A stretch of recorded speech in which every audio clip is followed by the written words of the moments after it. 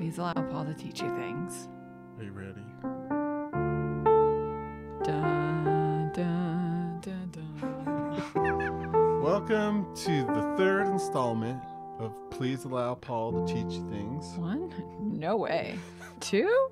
No way. 3? We're back for more. Yo. Back for more learning. So far we've done computers. Uh-huh. We've done Bitcoin. Uh-huh. And today I want to teach you about the internet. Oh. I know everything about the internet because I'm on it a lot. Okay. And I learned about the origins of it from *Halt and Catch Fire*. Cameron invented the internet. Right. That's true. And they invented broadband in a day. Uh-huh. And that's everything I know. Which I think covers it all. You have the gist. Mm-hmm. What is a thing that you like to use the internet for that would be like a good framing device for this There's so many things. Well, LiveJournal and now what I probably use the internet the most for now, Instagram, Discord, Netflix. Yeah. I actually use it for a lot of things now that I think about it, but probably mostly those things. I'm trying to be better at teaching. Mm-hmm. And so one thing that I feel like I haven't done very well is give a high level overview before I try to dive into like really deep specifics. All right. So now that I've done some thinking, I decided that I want to split the internet into 4 parts, but also 2 parts. Okay. So there's 2 ways to think of the internet. There's the physical, how it's actually built. Like your computer plugs into a modem, which goes to your ISP, which goes to the rest of the internet, you know? Okay. And then there is the like the conceptual layer of what's actually happening to connect all of that. So there's like the physical internet, and then there's like the conceptual internet. There's a computer. Computer. That connects to a Wi-Fi router. It could be wired or wireless. There you go. And that connects to a modem. What does a modem look like? It's like a Wi-Fi router, but without the antenna. It's just another little nondescript box. Like this. Okay. And then the modem connects into the wall. I know what that looks like. Okay. And then that wall is connected to basically... See, this is where the conceptual versus the physical... I mean, it's basically connected to some server, some box somewhere in your neighborhood that's owned by Comcast or Spectrum. Or, all right, so this goes... There's a box... All kinds of wires. Within a few miles from here, there is a box that is connected to this wall. That connects to a bunch of homes all at once. Just like the tree in Avatar. Yes, very much like that. Okay, so stack of servers. Bloop, bloop, bloop, there bloop, you go. bloop. There you go. Lights. That server is connected to what's called a backbone. Like in my spine? I guess just like my spine. A very... Yeah, very much like your spine. Imagine Matrix. A very thick pipe of internet. Okay. It's like an interstate, right? This is a physical. It's a physical pipe that's full of wires. Yeah, of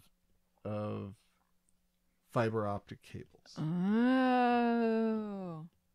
Did you ever have one of those? Do you remember those? Like, they were really popular in the early 2000s. One of those fiber optic lamps, and it had like it's fanned out, and it went. It's exactly like that. It's a really big one of those.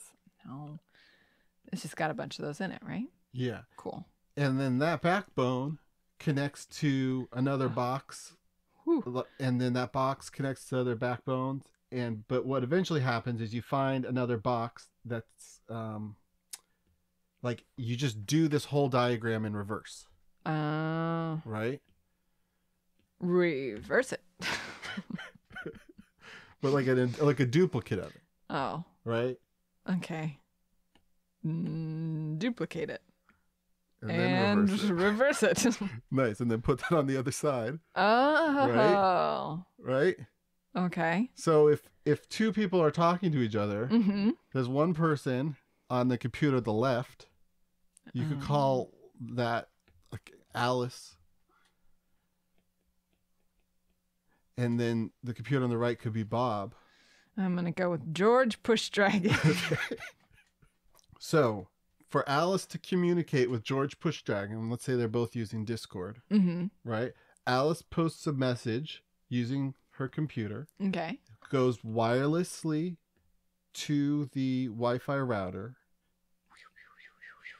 Right? Yep. The Wi-Fi router transmits the message to the modem. The modem puts the message into the wall, which follows a cable to a neighborhood data center. Yep. Down there. The data center transmits it to another data center over a backbone, which transmits it to another data center and another data center and another data center. Finally, it gets to the backbone that's pretty close to where George Push Dragon's at. Oh, so this line is going to go all the way around. Do you see it over here? It's like Pac-Man rules. Yeah. Then it's going to go from backbone to backbone. It's getting closer and closer to George Push Dragon. Finally, it gets to his neighborhood's data center. Yep. Then comes into his house, comes out of a wall socket, through a modem, through a Wi-Fi router, wirelessly it's transmitted to his computer, and then he sees the message on Discord. And that all happens instantly. With sometimes about 20 to 60 milliseconds of latency would be good latency if you're in the United States, if you're both in the same country. Oh, okay. Right. Now, let's say Alice and George Push Dragon are both in the same neighborhood, right? Yes. Then theoretically, Alice's message might only have to go to that neighborhood data center box. It's like, oh, well, George Push Dragon is very close by. I'll just go straight, straight to that. And then back down to his... Yeah, to the modem, to the router, wirelessly, to the computer. There we go. Get to skip all those other data centers. The only thing that I left out of this picture is that likely Discord is not a peer-to-peer communication. Okay. Right? So Discord has a server somewhere in the middle of all this. So you can't communicate with each other directly in your neighborhood. Every message has to go all the way to Discord servers. So Discord. Ooh. Let's try and represent Discord here nicely. So Discord has a server, some computer in the middle of all this. So it's synchronizing all this communication. We're going to do a really tiny stack of servers right underneath it. Nice. Okay. So wait, does that mean Alice's computer, it still goes wireless, modem, blah, blah, blah, through here. Yep. But does it go from backbone into Discord servers? Correct. It goes from backbone and then however many hops. Right? Oh, okay. There's not just one backbone. Da-da-da-da-da. Backbone is kind of like a type of it's like the fastest possible pipe, but there's still often you have to go through other ones. So it just has one more thing to go through. Right. And then, which is Discord. And then Discord is going to send the message to Bob. Or sorry, George Push Dragon. Gosh. I should explain for those who don't know, who's my mom, who I finally told about this thing, told her where to find it. Discord is a messaging app that you use too. I've had the Discord conversation with my parents. Yeah. Here's what the young people are doing today. So this is a physical representation of the internet. Cool. But now I want to give you the conceptual representation of the internet. For conceptual, we use blue. Sounds good. All right. Should I move my version of me anywhere? Like over I just here? feel like really judged by this person. Well, guess what? Can you just make her smaller? Ugh. Make her. She's me. Is this small enough? Okay, that's fine. 1 second. She's like, I better really be impressed by this.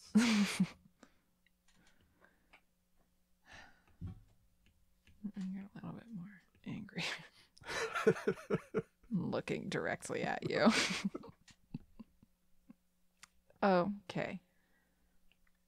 Conceptual internet. 4 layers, you said? Mm-hmm. 1, 2. And like in a building, they are built on top of each other. Okay. So in a sense, the layer below is required. Mm-hmm. Oh, so there's one more layer down here, like the foundation. Well, in a sense that there's I've got 1, 2, 3, 4. more layers on top and there's more layers on bottom. You can kind of go forever. Yeah, whatever. But this is enough layers. This is fine for now. Okay. Okay. So at the bottom, we have what's called the link layer.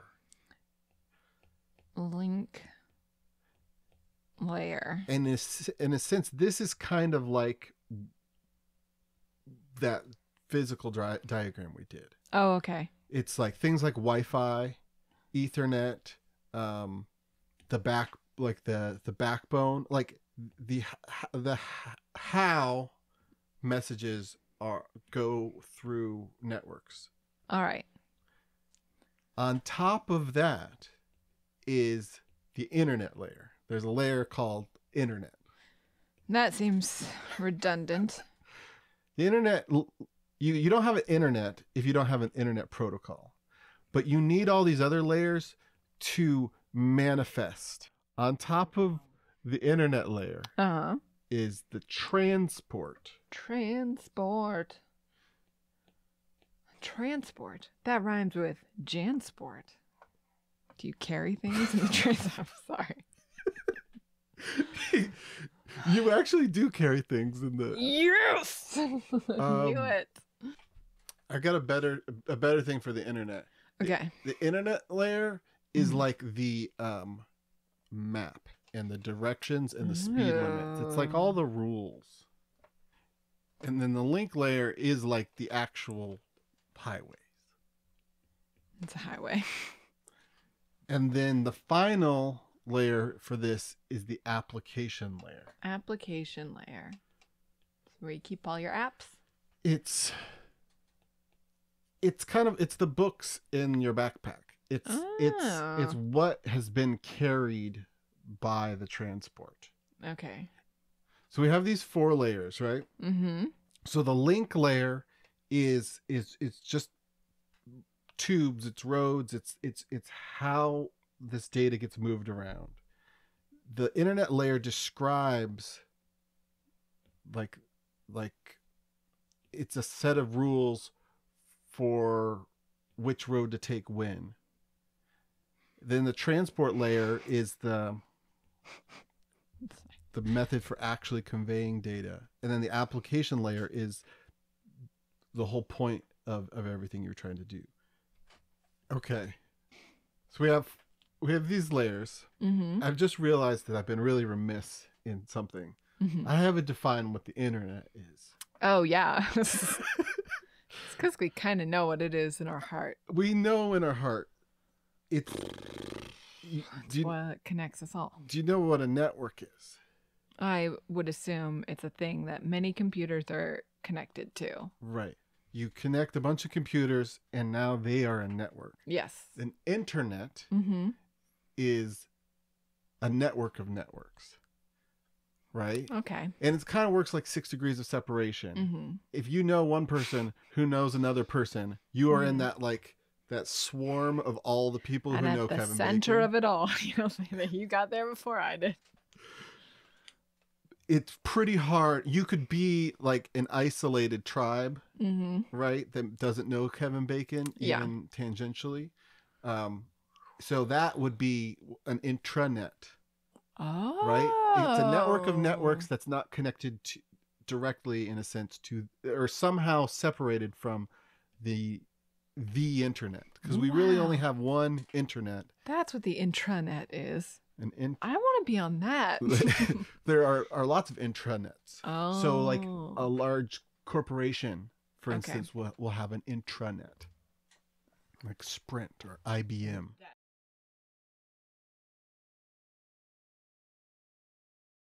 We're just going to forget we ever heard the term UDP. Okay, that's fine with me. I've already forgotten. So, LiveJournal runs on HTTP. It's a website. Okay. HTTP is the hypertext transport protocol, right? Yeah.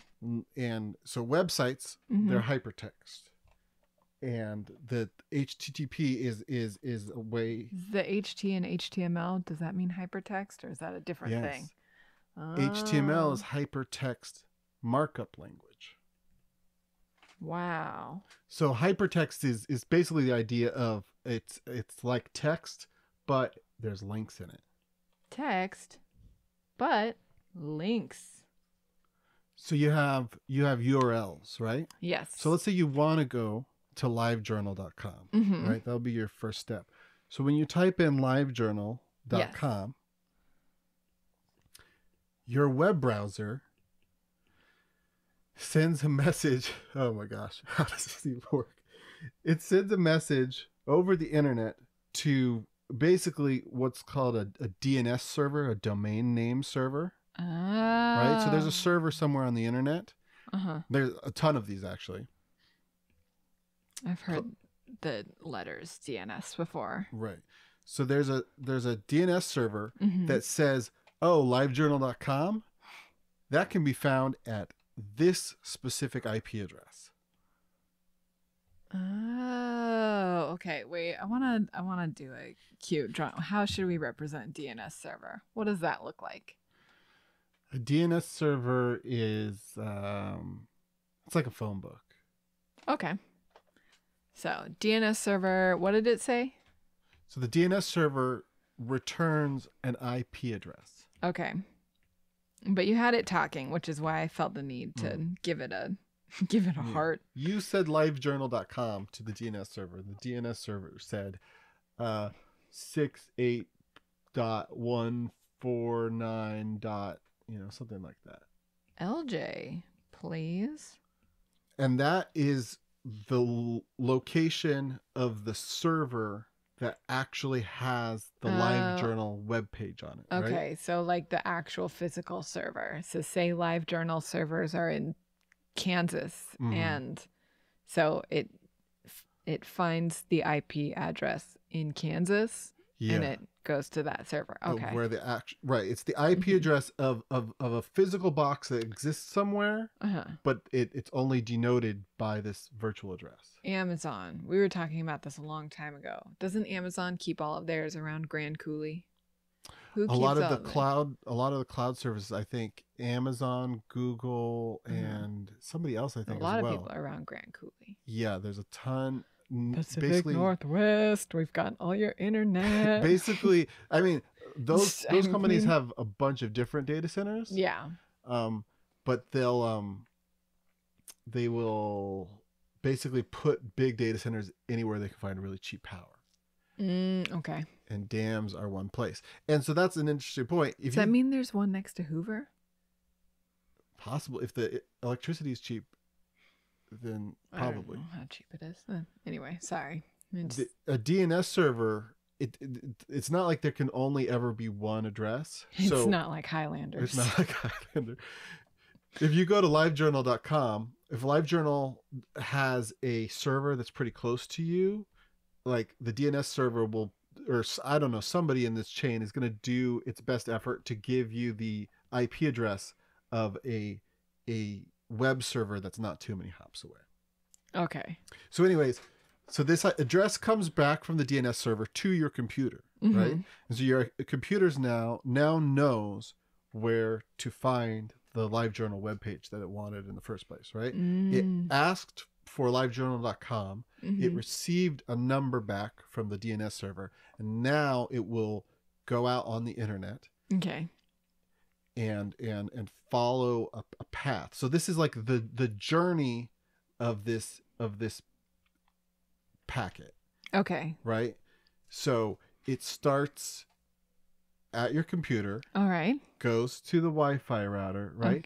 And basically the computer. Oh, that's the whole thing that we did from before. So the IP the Wi-Fi router knows the IP addresses of all the computers that are on the network. Okay. That are on your local network. So your phone, your refrigerator, your other phone, your third phone, your tablet, your 7 computers, those are all connected to your Wi-Fi router, right? And so you have this IP address that represents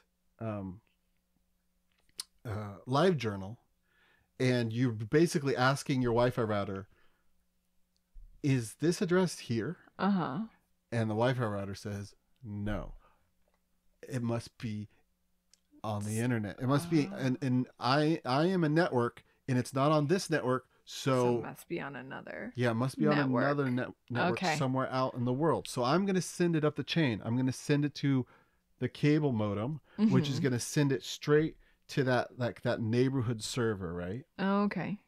Actually, do you have that physical picture? The internet is a mesh. It's a spider web of just interconnected things. Actually, maybe that would be a better thing. So in this case, Alice is your web browser looking for LiveJournal, and George Pushdragon is the LiveJournal web server. So Alice is looking for LiveJournal. She has the IP address. So when she asks her Wi-Fi router if the IP address is on her local network, the Wi-Fi router says no, so it just sends her up the chain, and that keeps on happening until you hit the internet backbone. This one? Yeah. And so now you need to instead of using the Pac-Man logic of just getting to the servers like we did before. The internet protocol is just a set of rules to knowing an address for the web server that hosts LiveJournal, how to traverse this theoretically somewhat efficiently. It's actually, as far as I know, it's kind of an unsolved mathematical problem to be definitively efficient when traversing like a complicated set of roads like this. But you follow the internet protocol, and then you can traverse this, and then you have sent a message all the way to LiveJournal saying, I would like to see your website. I'm just drawing Shelob for no reason.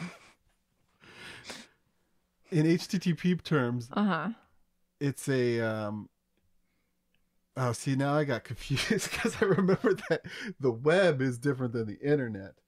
Oh no.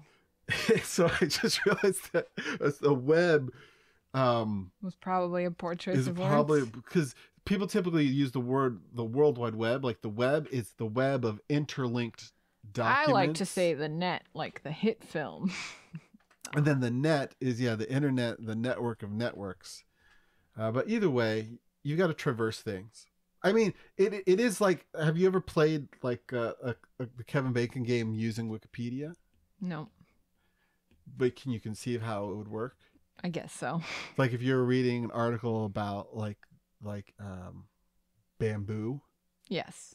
And then someone said, get to Kevin Bacon from bamboo. From bamboo. Right? Ooh.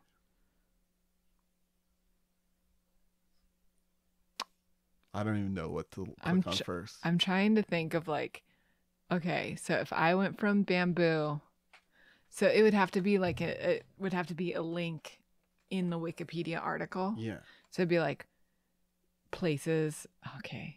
Because I'm going roundabout because I don't know if like, I know there's bamboo in Korea and Japan and China. I don't know if there is in Vietnam. I just would assume because it's all kind of over in the East Asian side. Yeah. I'm like, so in my mind, I'm like, okay, so if I go there, I go from bamboo to places where bamboo is found. And say I go to South Korea. Well, South Korea, we definitely had a war there. And then I would be like, okay, so I go click on that war in South Korea. And then it would be like America has like list of American wars also in Wikipedia. And then I would go to the Vietnam War. Or the Cold War.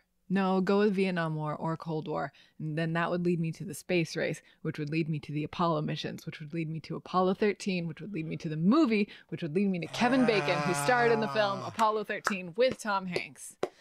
Thank you. There's probably a better way to get there. I really need to. My thinking was to go bamboo, China's film industry, Matt Damon. And then I'm guessing Matt Damon has met Kevin Bacon. I'm sure they've been in a movie together before. I have to look up if there's...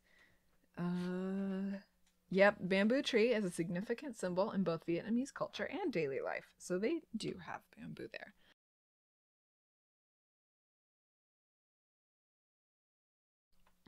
Basically what I'm saying is I have no idea how to describe TCP in a broad, non-technical sense. And I also don't totally know how it works technically. In fact, I probably only know about 1% of how it works technically. That's fine. And then HTTP is over the top of that. But then you get web pages. All right, HTTP is over TCP. TCP is something that you don't quite understand all the way, but we'll get there one day. At HTTP, you're basically asking for a file. Okay. Right? That's you're saying fine. get a file. File. Which is like a web page, which is like an HTML, Mm-hmm. right? And then that's just a text file, and you get a text file, and then your browser looks at the text file and sees And turns it into what it should look like. Yeah, it renders it, and while it's rendering it, it looks up all the other resources that it needs. So like maybe there's fonts and there's images and other stuff. So then it sends out a bunch of more messages. So this is why, like, if you're using, that's interesting. We should probably have talked about HTML, because in HTML, I know, like, say you want to use a font, but you want to use it from a Google font. So you have to use like a style sheet that references the link to the Google font. Because, like, if somebody doesn't have that font on their computer, then it's not going to show up. Yeah. So it's got to, okay. And that's an interesting scenario. Or if you host a font in your Dropbox. Like, if you have a web page, right? Mm-hmm. You are pulling resources. Mm-hmm. Typically, like images are going to be hosted at probably LiveJournal, right? Yeah. So you can probably get those from that IP address that you're already communicating with, right? Mm-hmm. But if they embed a Google font, yeah, that's not a LiveJournal server. Yeah. So now your web browser needs to make a new connection with a different place on the internet, right? Yeah. And then, actually, we probably could use this for. I'm just thinking, like, oh yeah, we do that on Tumblr too.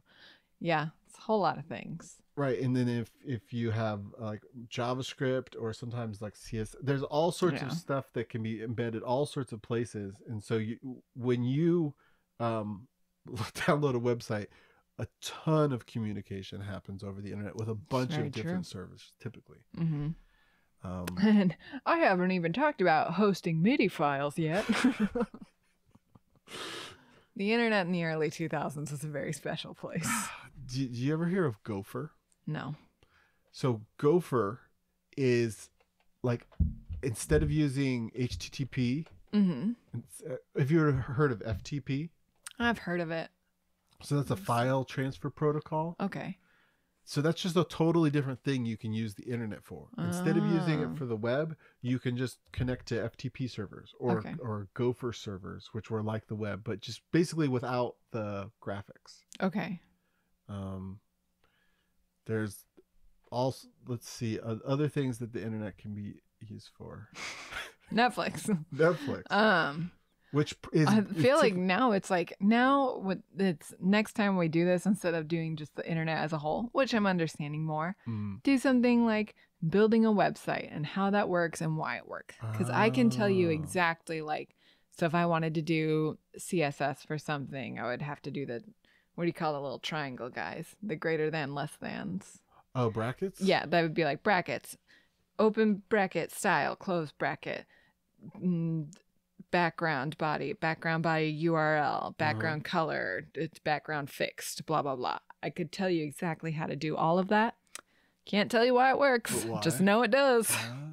Okay. Or like if you go to codepen.io or whatever, and you can take CSS that other people actually write, and you can apply that to your website.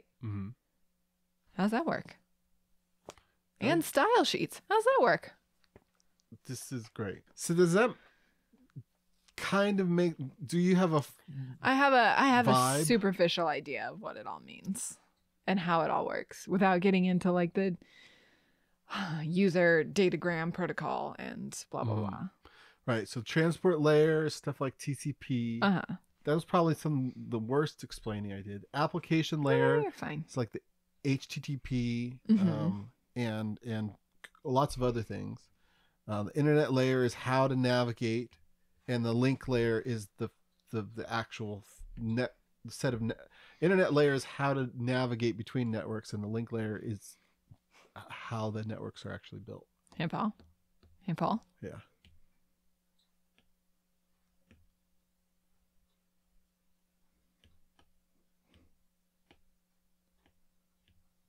Hey, Paul. Yeah. Oops. Whoa. Oh. Don't know how much that means. There's just so many parts. I think that's one of the interesting things about the internet is that it's made out of these different layers, but each layer can be a bunch of different things. Yeah. Right? The one that's the most, I mean, because it's the internet protocol layer, but even that one has IPv4 and IPv6, right? But like, if we know what a car is, right? But you can make a car out of a bunch of different engines and a bunch of different chassis and a bunch of different steering wheels. Like, they all have to have some kind of the same parts. Yeah. But they're all super interchangeable, and the internet is like that. It's not just a specific thing. It's how you combine a bunch of different many different things to communicate across the world.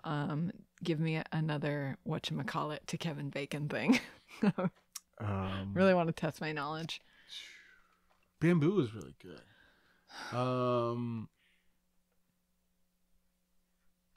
Let's do Pennsylvania, the state of Pennsylvania. Pennsylvania's in America, and America is the setting for Footloose.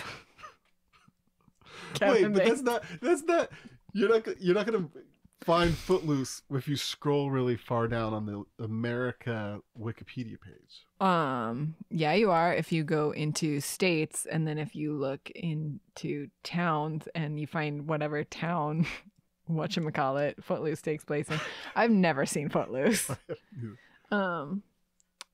Is it dancing was illegal? Is that what? Yeah, John Lithgow's like, no more dancing. Okay. Pennsylvania to Kevin Bacon. Pennsylvania to Kevin Bacon. Ooh. I just don't know any movies or anything. What has ever happened in Pennsylvania? It was once our nation's capital. There's a movie called Philadelphia. Yeah, which stars Tom Hanks. And Tom Hanks was in Apollo 13. All right. Yeah, it all actually comes back to Apollo 13. Good job. We found the central hub of all of my knowledge. Well, thanks everybody for listening, and we might try to mix up the format a bit next week. So let me know if you've listened this far, if you have any ideas of how to switch it up. Yeah. Should I plug my Instagram? I probably Oh should. yeah, please do. Hi, I'm better at drawing than this YouTube thing would have you think.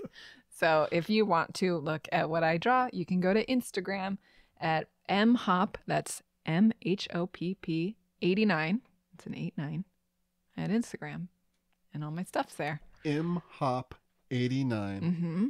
And is that going to be in the YouTube description? Yeah, sure. Okay, I'll put that in the YouTube That's our description. affiliate link. If you put in a code, I'll give you $10.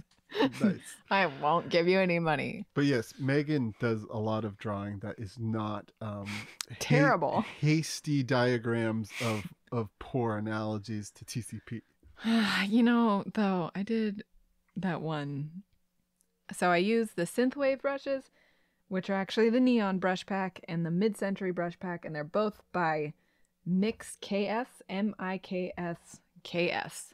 And you can get those on Cube Brush or Creative Market. Nice. They're very good. The app is Procreate, which is also very good. So that's it. That's all I have. Well, thanks for listening, and have a good day. You too. Goodbye. Bye.